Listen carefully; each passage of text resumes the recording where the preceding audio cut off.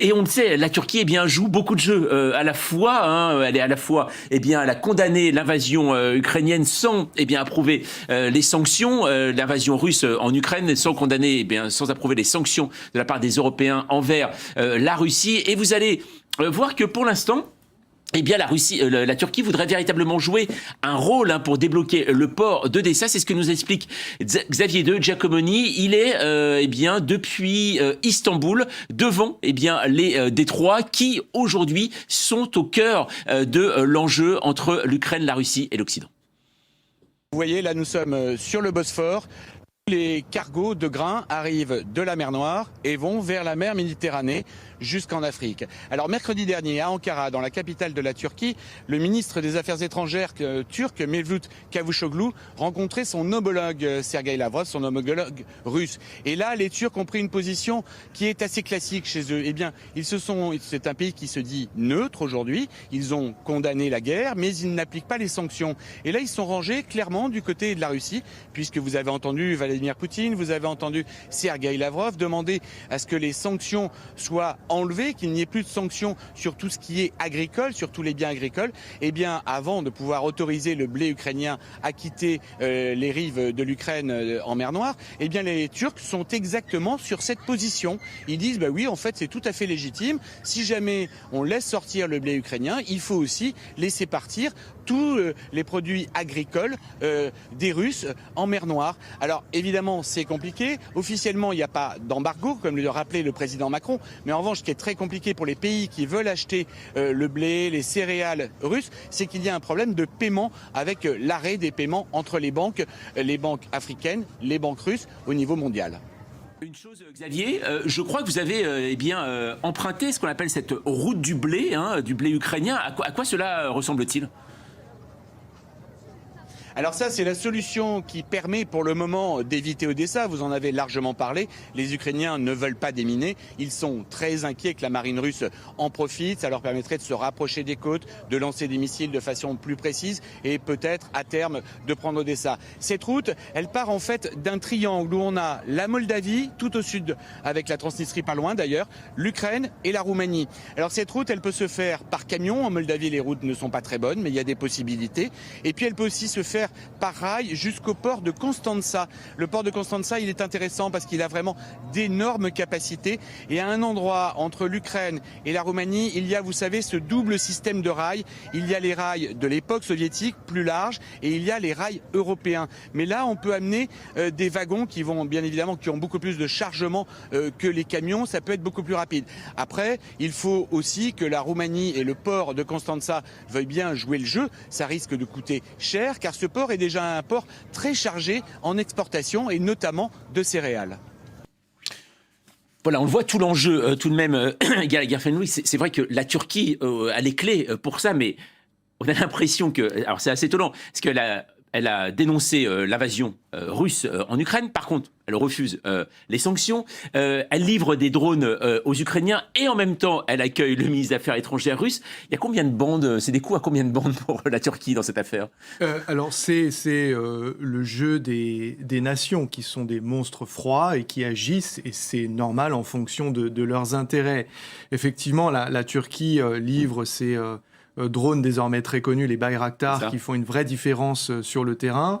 Est-ce que c'est du minimum, entre guillemets, syndical ?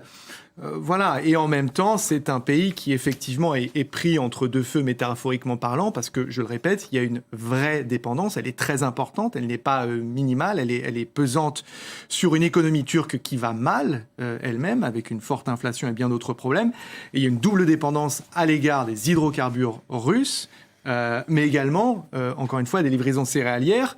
Et il faut quand même dire qu'à l'issue de cette rencontre entre le ministre des Affaires étrangères russe et son homologue turc à Ankara, ça n'a pas bougé d'un seul iota. Il n'y a eu absolument aucun progrès. Donc je ne suis pas certain que la Turquie ait les clés. En revanche, elle s'est très tôt positionnée sur ce conflit, un peu à la manière de la France, mais avec des cartes très différentes, en maintenant des lignes de communication ouvertes avec Kiev, mais avec Moscou également. Moscou aussi. De Nicolas Zning, on voit qu'en effet, la Turquie veut jouer un rôle tout de même dans cette affaire. Si elle arrivait aujourd'hui à débloquer cette situation dans le port port d'Odessa, elle en sortirait, elle aurait des bénéfices diplomatiques assez importants tout de même. Là. Déjà, regardez, il faut prendre en compte plusieurs choses. Donc, première chose, ça serait des relations très, très étroites entre Kiev et Ankara. Il y a énormément de coopération, il y a du tourisme, enfin, il y avait avant la guerre, bien évidemment. En plus, le plus important, en fait, c'est le domaine militaro-technique, donc domaine de la défense, de l'industrie de la défense. Puisque, par exemple, les nouveaux drones turcs Avinci, je ne suis pas sûr sur le nom, Avinci, je ne sais pas comment ils le prononcent, mais ils utilisaient avant la guerre, par exemple, les moteurs produits en Ukraine. Donc, il y a des corvettes qui sont construites qui sont en train d'être construites par les Turcs pour l'Ukraine. Donc, il y a beaucoup de choses qui se passent. Et donc, c'est pour cela aussi Kiev, à mon avis, voit quelque part en Ankara un partenaire ou possible, un médiateur tangible. Mais également, la Turquie a plusieurs dossiers. Donc, il y a au sud, elle vient de lancer une nouvelle opération en Syrie. Donc, il y a le dossier syrien où la Russie est impliquée depuis 2015, des mémoires, enfin, au moins 2015. Et bien évidemment, il y a d'autres choses comme la dépendance sur certains produits provenant de la Russie. Et la possibilité de fermer les détroits, donc ce qu'elle a fait, d'ailleurs, pour les navires russes qui n'étaient pas stationnés dans la mer Noire. Et donc, elle l'a fait, mais réouvert de nouveau. C'est ce que nous disait notre reporter sur place. Aujourd'hui, c'est là où c'est ambigu. Est-ce qu'elle a réouvert pour les navires de guerre russes ? Pas de guerre, mais marchands. Voilà. Oui.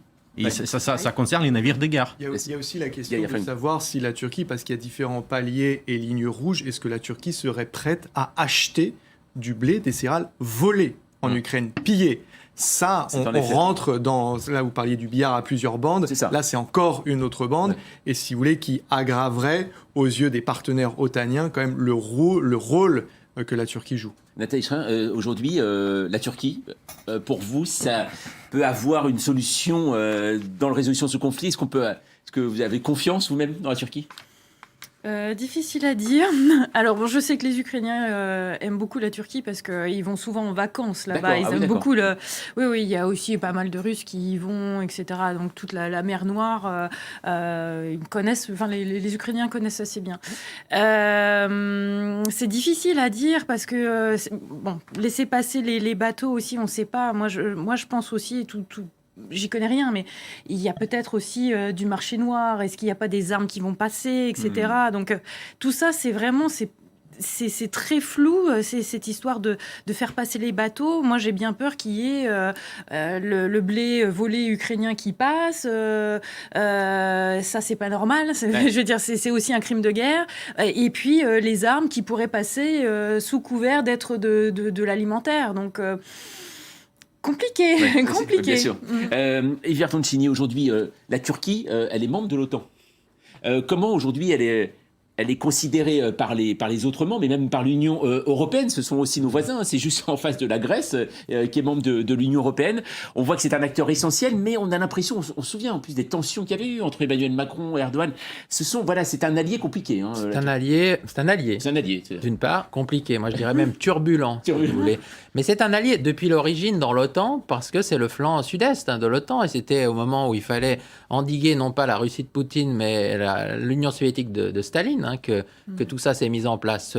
Cette alliance est compliquée, d'autant plus que maintenant Erdogan joue son jeu, que vous dites la relation des Européens. Bon, écoutez, à un moment, il voulait devenir membre. Visiblement, ce n'est plus du tout au programme du point de vue européen comme du point de vue d'Erdogan. Donc, il faut les gérer d'une autre manière. Et d'une certaine manière, il faut accepter que la Turquie, on le voyait bien sur votre carte, fasse la politique de sa géographie. Voilà. C'est de la géopolitique, littéralement. C'est-à-dire qu'elle est au balcon, quand vous regardez une carte, voilà, elle est en l'Ukraine et la Russie, il y a des liens économiques, humains entre les deux.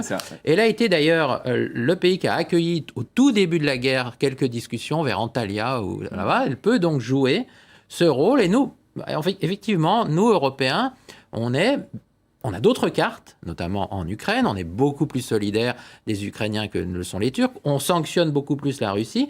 Mais parce qu'on est plus ferme contre Poutine et plus proche de l'Ukraine, eh bien, il faut accepter que la Turquie, qui est quand même dans une position un peu plus floue, on va dire, eh bien, a des cartes que nous n'avons plus.